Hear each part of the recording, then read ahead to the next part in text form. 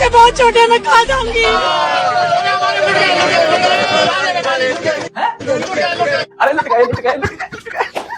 تو ویڈیو میں پہلے بتا دے رہا ہوں گائز، میں ان کا مذاق نہیں اڑا رہا، بس مزے لینے کی باری اب ہماری ہے. یاد ہے نا جب پڑوسی کا گھر گر رہا تھا، کچھ لوگ سڑکوں پر نکل کر ڈھول بجا رہے تھے. جب کسی غریب کا چولہا ٹھنڈا ہو رہا تھا تو وہی لوگ بڑے شوق سے لڈو بانٹ رہے تھے.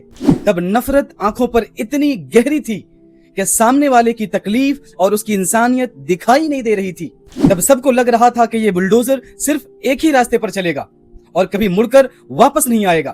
لیکن وقت کا پہیہ ہمیشہ گھومتا ہے اور آج وہی پہیہ واپس گھوم کر بالکل تمہارے دروازے پر آ کھڑا ہے. جب تو بڑی بڑی باتیں ہو رہی تھی، لوگ کہہ رہے تھے کہ بلڈوزر والے بابا کے لیے تو ہم اپنا سب کچھ قربان کر دیں گے. لیکن آج جب سچ میں قربانی دینے کی باری خود پر آئی تو اب سر کیوں پیٹ رہے ہو؟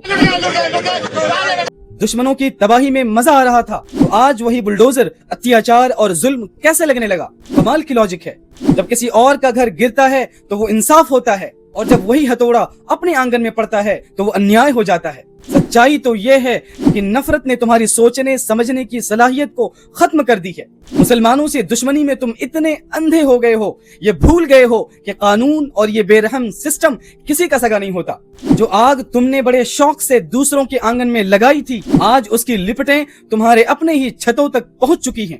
تب خوشی منانے والے بے شرم لوگ آج رو رو کر پوچھ رہے ہیں اب ہم کہاں جائیں گے، ہمارا کیا ہوگا؟ کاش یہ سوال تب پوچھا ہوتا جب کسی اور کا بزرگ باپ سڑک پر کھڑا اپنی زندگی بھر کی کمائی کو مٹی میں ملتے دیکھ رو رہا تھا. تب تم تالیاں بجا رہے تھے. یاد رکھنا، یہ بلڈوزر کسی دھرم کا دوست نہیں ہے، یہ صرف ایک طاقت ہے جو آج ان پر چل رہی ہے تو کل تم پر چلے گی. نفرت کی اس راجنیتی میں جب تک دوسرا جلتا ہے تب تک بڑا مزہ آتا ہے، لیکن نفرت کی آگ ہمیشہ پورے جنگل کو راکھ کر دیتی ہے. اس میں ایک بھی پیڑ کبھی نہیں بچتا.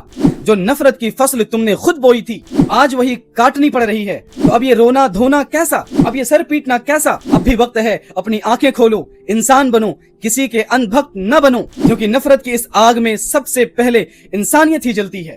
آپ کا اس بارے میں کیا کہنا ہے؟ کمنٹ میں اپنی رائے ضرور بتائیں.